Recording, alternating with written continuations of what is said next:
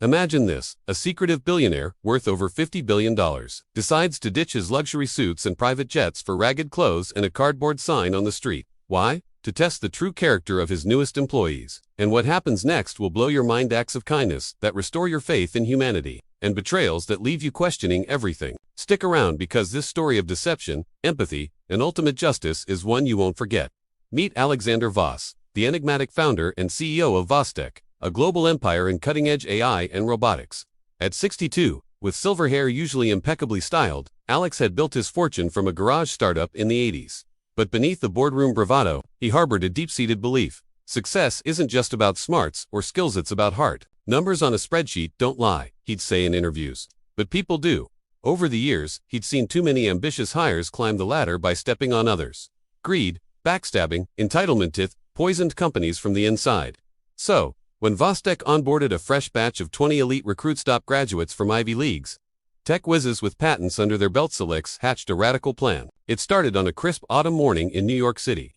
Alex's penthouse overlooked Central Park, but today, he traded his panoramic view for the gritty sidewalks outside his gleaming headquarters. His team of makeup artists and costume experts transformed him. Dirt-smudged face, tattered overcoat from a thrift store, unkempt beard glued on meticulously. He clutched a battered tin cup and a sign reading down on "Luck any help appreciated." No one would recognize him. Even his closest aides were kept in the dark. This was his solo mission. Positioned just across from the Vostek Tower, Alex watched as the new employees trickled in for their first day. The building was a marble glass facades reflecting the skyline, bustling with innovation. But Alex's eyes were on the humans, not the architecture. First up was Emily Chen, a 25-year-old software engineer from MIT. Sharp, innovative, her resume screamed potential. As she approached, heels clicking confidently, Alex rasped, "Spare some change. Miss, haven't eaten in days." Emily paused, her designer bag swinging. She glanced at her watch. 8:55 a.m. Orientation at 9. "Sorry, I'm in a rush," she muttered, stepping around him like a puddle. Strike one. Next came Marcus Hale, a marketing prodigy with a flair for viral campaigns. Tall, charismatic, he was chatting on his phone about stock options. Alex extended his cup. "God bless you, sir, just $1 for coffee." Marcus stopped, furrowed his brow, then dug into his pocket. He pulled out a crisp $20 bill and dropped it in. "Take care, buddy. Better days ahead." Alex nodded gratefully, mentally noting, potential keeper. The morning unfolded like a social experiment on steroids. Out of the first 10 employees, only 3 showed any compassion. One, a young analyst named Sofia Ramirez, not only gave money, but sat down beside him for a minute. "What's your story?" she asked gently. Alex spun a tale of lost jobs and bad luck, testing her empathy. Sofia listened, shared her protein bar, and said, "Hang in there. Things turn around." Her warmth was genuine, no performative pity. But not everyone shone. Tyler Brooks, the hotshot finance guy, sneered openly. "Get a job, loser," he scoffed, kicking the cup lightly as he passed. Alex's blood boiled, but he stayed in character, picking up the scattered coins. Inside, he was cataloging every reaction. This wasn't just about charity. It was about revealing souls under pressure. Would they ignore suffering on their doorstep while chasing corporate glory? As lunch hour hit, Alex shifted spots to the employee cafeteria entrance. Disguised beggars weren't new in the city, but his proximity to the office amped the test. Here came the second wave.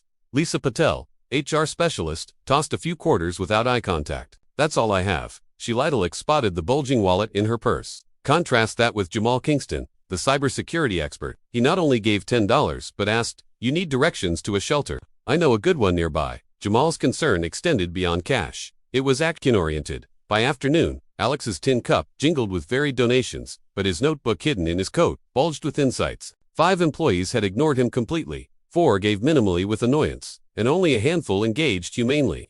One standout was Rebecca Thorne, a project manager with a no-nonsense vibe. She knelt down, looked him in the eye, and said, "I'm starting a new job today, but I remember being broke in college. Here's $50, get a hot meal." Her sincerity pierced through Alex's disguise. As the day waned, Alex reflected on his aching back and the stares of passers-by. This test wasn't cruel, it was necessary. In a world of algorithms and profits, he wanted a team that valued humanity. Little did these new hires know, their first interview wasn't in the boardroom, it was on the street, and the revelations were just beginning. What happens when the beggar reveals himself?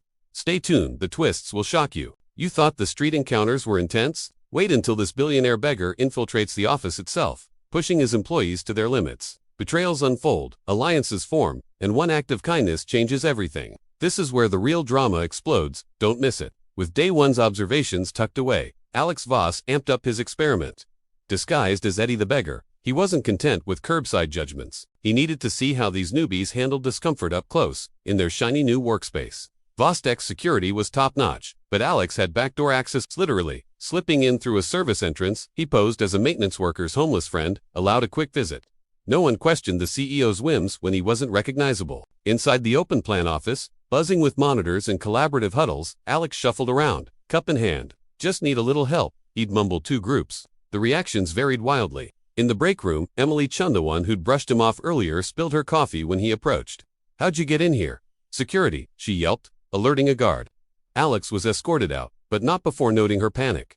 Was it fear or disdain? Marcus Hale, however, spotted him and waved him over. "Hey man, you from outside? Come, have a sandwich from the fridge." Marcus shared his lunch, chatting about city life. "Tough out there, huh?" Alex nodded, probing deeper. "Ever feel like these big companies forget the little guy?" Marcus paused. "Yeah, sometimes, but I'm here to change that, make tech accessible." His idealism shone. Alex marked him as a leader. The tests escalated. Alex accidentally bumped into Tyler Brooks in the hallway, spilling water on his shoes. "Watch it, bum," Tyler snarled, shoving him aside. No apology, just aggression. Contrast with Sofia Ramirez, who helped steady him. "Are you okay? Let me get you some water." She even slipped him a company-branded notebook. "Write your thoughts, might help." Her empathy was consistent. By midweek, Alex introduced moral dilemmas. He overheard conversations, testing integrity. Posing near a conference room, he begged for scraps during a team lunch. Lisa Patel organized a collection, but pocketed half the money when no one looked. Alex's hidden camera caught it all. Jamal Kingston, though, matched every donation. "Let's make it count," he said, researching nearby charities on his phone. One pivotal moment came with Rebecca Thorne. During a group project, Alex interrupted as the beggar, claiming he was lost. The team groaned, but Rebecca took charge. "Everyone, pitch in. Get him food. Call a cab." She coordinated aid efficiently, turning annoyance into action. "No one should be invisible," she declared. Alex was impressed. Leadership with heart. Not all shone. A clique formed among the colder ones. Emily, Tyler, and a few others. They mocked that smelly intruder in Slack channels. Unaware, Alex monitored everything. Probably a spy from competitors, Tyler joked. Their paranoia revealed insecurity. Alex then went undercover deeper. Disguised, he befriended some employees after hours at a nearby bar, posing as a down-and-out veteran. He shared stories to gauge off-duty behavior. Marcus opened up about his own struggles growing up poor, fueled his drive. "I get it, Eddie. Here's my card. Call if you need work." Genuine connection. But Tyler, he bragged about dodging taxes, laughing at suckers like you. Cruelty unmasked. Sophia shared her immigrant background, bonding over resilience. "We rise together," she said, buying him a drink. As the week progressed, Alex compiled dossiers. 10 employees showed consistent kindness, small acts accumulating into character portraits. The other 10, indifference or worse. One, a salesman named Derek Voss, no relation, tried to exploit him, offering advice in exchange for intel on office gossip. Slimy. The turning point, Alex staged a crisis. As the beggar, he collapsed near the entrance, feigning illness. Who would help? Rebecca rushed out with water and called 911. Jamal joined, performing CPR basics. Marcus coordinated with security for aid. But Emily Shea filmed it for social media, captioning "Crazy Day at Work." #Voss Tech Drama. Double quotes. Tyler stepped over him to his car. This separated the empathetic from the apathetic. Alex, revived by paramedics in on the ruse, retreated to plan the reveal. The test wasn't just about giving, it was about seeing humanity in the marginalized. With evidence mounting, the stage was set for confrontation. How would the failures react when the beggar became the boss? The fallout is epic. Keep listening. Hold on tight. The moment the billionaire sheds his beggar disguise in front of his shocked employees is pure chaos. Tears, apologies, firings, and one unexpected twist that flips the script. You have to hear this. 2 weeks in, Alex Voss had enough data. His Eddie persona had infiltrated every layer of the new hires' lives, from street encounters to office intrusions. Now, for the grand reveal, he scheduled a mandatory all-hands meeting in the auditorium. Themed core values at Vostek.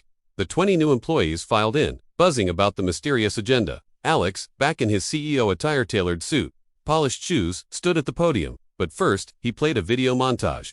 The screen lit up with hidden footage. Emily, ignoring the beggar, Tyler's shove, Lisa's pocketed cash. Gasps echoed, "That's the homeless guy." Someone whispered. Then, clips of kindness, Marcus sharing lunch, Sophia's listening ear, Rebecca's coordination. The room tensed as Alex spoke. "Ladies and gentlemen, welcome to the real orientation. You've all been tested not on skills, but on soul." He paused, letting it sink in. "The beggar you encountered? That was me. He clicked to a split screen, Eddie transforming back to Alex. Jaws dropped. Emily turned pale. Tyler shifted uncomfortably. Why? Alex continued. Because Vostek isn't just about innovation, it's about integrity. How you treat the least among us reveals who you are. He called out the failures first. Emily Chin, you stepped around suffering twice. In a company that builds AI for social good. Empathy is non-negotiable. You're terminated. Emily stammered, but I was rushed. Alex shook his head. Excuses don't feed the hungry. Security escorted her out amid murmurs. Tyler Brooks was next. Your aggression and disdain kicking my cup, stepping over me. Unacceptable. Tyler exploded. This is entrapment. I'll sue. Alex smiled calmly. Our contract includes character clauses. Good luck. Out he went, fuming. Lisa Patel tried tears. I didn't mean to pocket the money, Alex, but you did. Trust broken. One by one, the 10 apathetic were fired publicly to drive the lesson home. The room was electric with shock. Then, the positives. Marcus Hale, your consistent compassion shows leadership. Promotion to team lead, effective immediately. Marcus beamed, humbled. Sophia Ramirez, your empathy bridges divides. Bonus and mentorship program access. Sophia wiped tears of joy. Jamal Kingston got a special nod. You went beyond researching help. Performing aid. You're heading our new community outreach division. Applause erupted. Rebecca Thorne stood out. Your decisive kindness turned chaos to care. VP of Operations role awaits. She nodded gratefully. The remaining 10 were rewarded. Raises, stock options. Public praise. You've proven Vostek's future is in good hands, Alex declared. But a twist emerged. During the montage, Alex noticed something. Derek, one of the fired, had secretly helped Eddie off-camera slipping food when alone. Investigating, Alex learned Derek's facade was a defense mechanism from past bullying. In a private meeting, Alex rehired him on probation. Second chances for those who show growth. The fallout rippled. Media caught wind. Headlines screamed billionaire beggar busts, bad hires. Vostek stocks surged 15%, praised for ethical innovation. The fired ones? Some sued, but non-disclosures held. Others reflected, one even starting a charity. Internally, morale soared. The survivors bonded over the ordeal, implementing empathy initiatives, volunteer days, inclusivity training. Alex, reflecting in his penthouse, felt vindicated. True wealth is in people, he mused. Yet, whispers lingered. Was it fair, manipulation, or Alex addressed it in a company email. Life tests us unexpectedly. Better to fail here than harm our mission. The experiment ended, but its lessons endured. What if your boss did this? Would you pass? The final chapter reveals lasting impacts. Stay for the heartwarming close. The reveal was just the beginning. Now see how this billionaire's wild test transformed lives, sparked a movement, and delivered karma in ways no one saw coming. Emotional reunions, surprising comebacks, and a legacy that changes corporate America forever. This ending will inspire you. Post-reveal, Vostek buzzed with renewed purpose. The beggar test became legend, whispered in hallways. Alex Voss didn't stop at firings and promotions. He institutionalized change. Empathy isn't optional, he announced in a TED-like internal talk. New policies rolled out. Mandatory community service, bias training, even undercover kindness simulations where execs role-played the marginalized. The rewarded employees thrived. Marcus Hale spearheaded a viral campaign, Tech with Heart, partnering with shelters to provide AI job training tools. His story inspired millions. Views topped 50 million on social media. Sophia Ramirez launched a diversity fund, scholarships for underrepresented tech hopefuls. From beggar to benefactor, she joked in interviews. Jamal Kingston's outreach division boomed, installing free cybersecurity in nonprofits. Protecting the vulnerable starts with seeing them, he said. Rebecca Thorne, as VP, streamlined operations with humane touches like flexible hours for caregivers. Their collective impact, Vostek's employee satisfaction hit 95%, attrition plummeted. But the fired ones, not all faded. Emily Chin, humbled, pivoted to nonprofit work, advocating for homeless rights. That test woke me up, she admitted in a blog. Tyler Brooks, his lawsuit fizzled. He bounced to a cutthroat finance firm, but rumors said he softened it donating anonymously. Lisa Patel started therapy, rebuilding in a smaller company. Derek's redemption arc shone brightest. On probation, he excelled, revealing innovative sales strategies. Alex mentored him personally. We all wear disguises sometimes, Alex confided. Derek rose to director, crediting the test for his growth. Alex's personal life shifted too. The experiment rekindled his philanthropy. He donated $1 billion to urban poverty programs, naming it Street Wisdom Fund. I was Eddie for weeks. Millions live it daily, he told Forbes. His family's estranged daughter included Drake-connected dad. You went method acting, she teased during a reunion dinner. Ripple's extended industry-wide. Competitors adopted similar tests. Voss method trended in HR circles. Books, podcasts, dissected it, ethical dilemma or genius. Critics called it manipulative, but supporters hailed it as revolutionary. Alex defended, in a divided world, testing hearts builds bridges. 1 year later, a company retreat reunited everyone ever fired, invited as guests. No grudges, stories shared over bonfires. Emily hugged Alex. Thank you for the mirror. Tyler, mellowed, apologized. I was the real beggar, poor in spirit. The legacy, Vostek became a beacon. Profits up 30%, but social impact quadrupled. Alex retired partially, traveling incognito, not as beggar, but volunteer. Testing others tested me, he reflected. This story isn't just about a billionaire's prank. It's a reminder, kindness costs nothing, reveals everything. In boardrooms or streets, character counts. What would you do if a beggar was your boss? Think about it. Your next act might be the test.